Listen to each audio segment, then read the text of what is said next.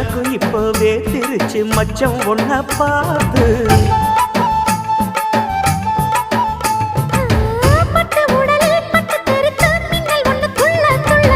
வெக்கம் துடிக்க விளக்கணைக்க ஜன்னல் கண்ணை மூடிக்கொள்ள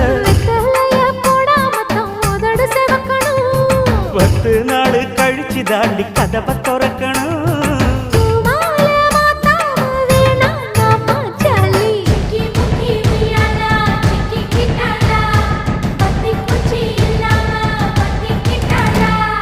மச்சாங்கிட்ட முந்தானைய தந்து வப்பாளா